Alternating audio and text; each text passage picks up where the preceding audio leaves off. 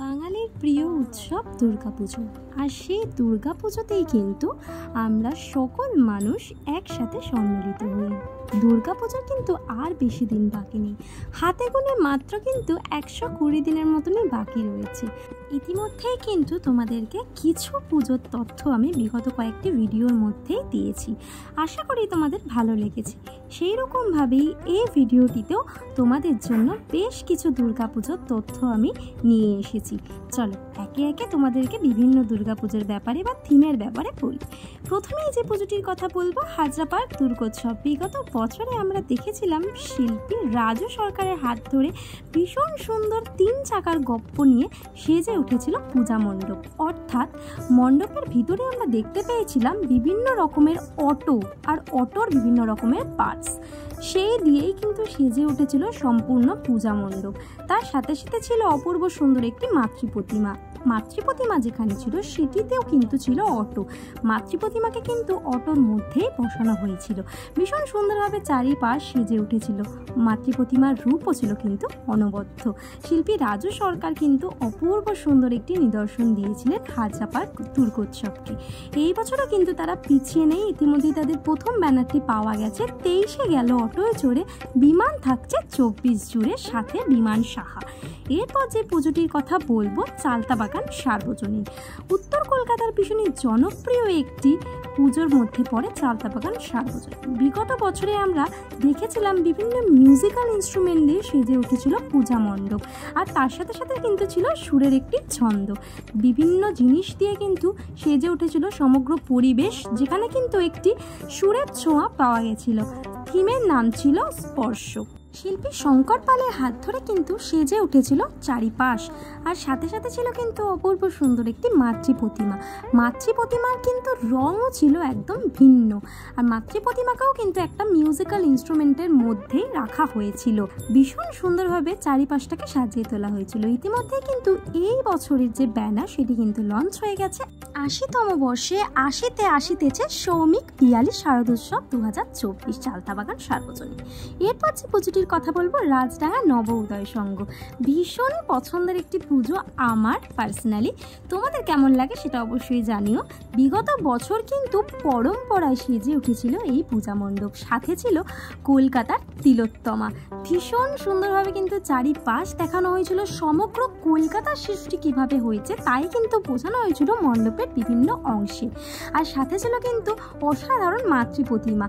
রাম মন্দির নির্মাণ করেছেন যারা, সেই শিল্পীরা এসেই কিন্তু এখানে ইটের খোদাইয়ের উপর টালির কাজ করে গিয়েছিলেন। সাথে ছিল কিন্তু ভীষণ সুন্দর মাতৃপ্রতিমার গায়েতেও কিন্তু অ্যাকচুয়ালি বিভিন্ন কারুকাজের ছোঁয়া আমরা পেয়েছিলাম। ভীষণই সুন্দর একটি পরিবেশ তৈরি হয়েছিল পরম্পরায়। ইতিমধ্যে কিন্তু এই বছরের প্রথম ব্যানারটি পাওয়া গেছে। অন্তরের উৎসবের অপেক্ষায় 2024 রাজডাঙ্গা নবোদয়ের সঙ্গে এবার মলয় শুভময়। এরপর বলবো রেলপুকুর ইউনাইটেড ক্লাবের কথা। রেলপুকুর ইউনাইটেড ক্লাব কিন্তু বাগুইআটি এরিয়ার মধ্যে খুবই পুরনো একটি পুজো, আর খুব জনপ্রিয় একটি পুজো। বিগত বছরে কিন্তু একটি হারিয়ে যাওয়া শিল্পকে নিয়ে সেজে উঠেছিল পূজা মণ্ডপ, অপরাজিত। সেই অপরাজিত কিন্তু অ্যাকচুয়ালি পাট শিল্পকে বোঝানো হয়েছিল। পাট দিয়ে কিন্তু সেজে উঠেছিল মণ্ডপের বিভিন্ন অংশ, আর পাট শিল্পের কিন্তু বিভিন্ন কারিগরি, বিভিন্ন কাজ কিন্তু এখানে দেখা হয়েছিল। এই পাট তন্তু দিয়ে কিন্তু বিভিন্ন মডেলগুলি সাজানো হয়েছিল। আর তার সাথে ছিল কিন্তু একদম অন্য রকমের একটি মাতৃপ্রতিমা, একেবারেই অন্যরকম আদলে কিন্তু এখানে মাতৃপ্রতিমাকে সাজানো হয়েছিল। মাতৃপ্রতিমার মধ্যেও কিন্তু আমরা পাটের ছোঁয়া পেয়েছিলাম। ইতিমধ্যে কিন্তু আমাদের এই বছরের প্রথম ব্যানারটি পাওয়া গেছে। যে চক্র বয়ে তোমায় করিয়াছে ভীরু, ওরাও সে আবরণ, সাথে সন্দীপ মুখার্জি ও তাপসী মুখার্জি। এরপর যে পুজোটির কথা বলবো সেটি হচ্ছে পল্লী উন্নয়ন সমিতি পশ্চিম পুটিয়ারি। অপূর্ব সুন্দর একটি নিদর্শন কিন্তু দিয়েছিলেন বিগত বছরে। মিলন থিম ছিল মিলন। অ্যাকচুয়ালি এখানে কিন্তু শিব পার্বতীর মিলনের কথা বলানো হয়েছিল, দেখানো হয়েছিল কিন্তু একটি বিয়ের পরিবেশ কিন্তু সৃষ্টি করা হয়েছিল চারিদিক ঘিরে।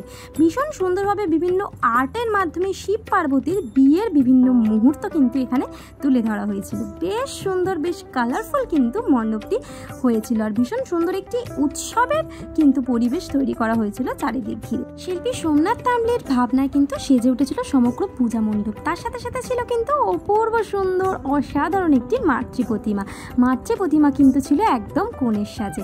এই বছরে কিন্তু ওনাদের চমক দেওয়ার জন্য তৈরি। এবার বসে দেখবেন সৃজনের সোমনাথ তাম্বলি।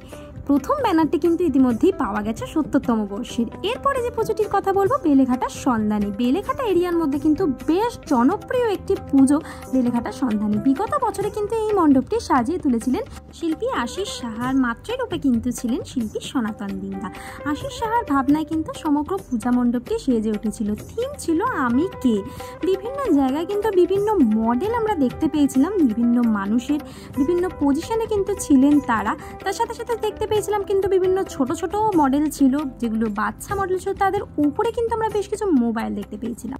আর মাতৃ প্রতিমার তো কোনো তুলনাই ছিল না। শিল্পী সনাতন দিন্দা কিন্তু অপূর্ব সুন্দর একটি মাতৃ প্রতিমা রূপদান করেছিলেন কিন্তু বেলেঘাটার সন্ধানীতে। ভীষণই অপূর্ব, ভীষণই সুন্দর তার কাজ। আমরা প্রত্যেক জায়গাতেই তার ছোঁয়া জানি প্রতিমার মধ্যে। এই বছরে কিন্তু নববর্ষে নতুন করে সোমনাথ দলুই ঠাকুর গড়ে। শিল্পী সোমনাথ দলুইয়ের ভাবনায় সেজে উঠবে বেলেঘাটার সন্ধানী। এরপরে বলবো আলিপুর ৭৮ পল্লীর কথা। বিগত বছরে কিন্তু আমরা দেখেছিলাম শিল্পী সম্রাট ভট্টাচার্যের ভাবনায় কিন্তু সেজে উঠেছিল থিম যান্ত্রিক, অর্থাৎ যন্ত্র আর মানুষের একসাথে কিন্তু সমন্বয় দেখা হয়েছিল মণ্ডপের বিভিন্ন অংশ জুড়ে। বিভিন্ন অংশে আমরা দেখতে পেয়েছিলাম যে মানুষের একটি বিবর্তন দেখানো হয়েছে। মানুষ কিভাবে অ্যাকচুয়ালি সৃষ্টি হলো সেটা কিন্তু দেখানো হয়েছে, সেটাও কিন্তু যন্ত্রের সাহায্যে যান্ত্রিকভাবে। বেশ সুন্দরভাবে কিন্তু থিমটাকে বোঝানো হয়েছিল মণ্ডপের চারিপাশ জুড়ে। তার সাথে সাথে ছিল কিন্তু অপূর্ব সুন্দর একটি মাতৃ প্রতিমার মধ্যেও কিন্তু একটি আলাদা রকমের ছাপ লক্ষ্য করা গেছিল। মাতৃ প্রতিমা কিন্তু ছিল একদম সিংহাসনের মতো একটি অংশের উপর বিরাজমান। আর তার সাথে সাথে ছিল কিন্তু অপূর্ব সুন্দর পরিবেশ একটি। এই বছরে কিন্তু আমাদের প্রথম ব্যানারটি পাওয়া গেছে ভোটের দামামা শেষ, পুজোর থাকে কাঠি সাথে অনির্বাণ। এরপর যে পুজোটির কথা বলবো খিদিরপুর ভেনাস ক্লাব। খিদিরপুর এরিয়ার মধ্যে ভেনাস ক্লাবের পুজো কিন্তু বেশ জনপ্রিয় একটি পুজো। আমি ভীষণ ছোটোবেলা থেকে এই পুজোটি দেখে আসছি। প্রত্যেক বছরের মতো এই বছরেও কিন্তু ওনাদের ভীষণই সুন্দর চমক ছিল। বিগত বছরে আমরা দেখেছিলাম যে থিম ছিল সমর্পণ। বেশ সুন্দরভাবে কিন্তু মণ্ডপের বিভিন্ন অংশগুলোকে সাজানো হয়েছিল। যদিও পুজোটি কিন্তু একদম রাস্তার উপরের পুজো, রাস্তার উপরের স্বল্প পরিসরের মধ্যেই কিন্তু প্রত্যেক বছর সুন্দরভাবে মণ্ডপটিকে সাজানো হয়। আর প্রতিমাতেও ছিল কিন্তু ভীষণ সুন্দর একটি চমক। বেশ অন্য আদলে কিন্তু এখানে প্রতিমাকে সাজানো হয়েছিল। আর এই প্রতিমার যে রূপ সেটি কিন্তু অকাল বোধন রূপে এখানে মা পূজিত হন। প্রত্যেক বছরের মতো বিগত বছরেও কিন্তু মায়ের সেই অকাল বোধন রূপই করা হয়েছিল।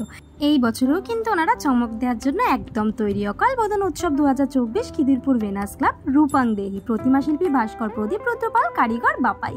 আশা করি তোমাদের ভিডিওটি ভালো লাগবে। বেশ কিছু জনপ্রিয় পুজোর তথ্য আর থিমগুলি কিন্তু তোমাদেরকে দিলাম এই ভিডিওর মধ্যে দিয়ে। দুর্গাপুজোর কিন্তু আর বেশি দেরি নেই। তোমরা কে কতটা এক্সাইটেড অবশ্যই সেটা আমাকে কমেন্ট করে জানিও।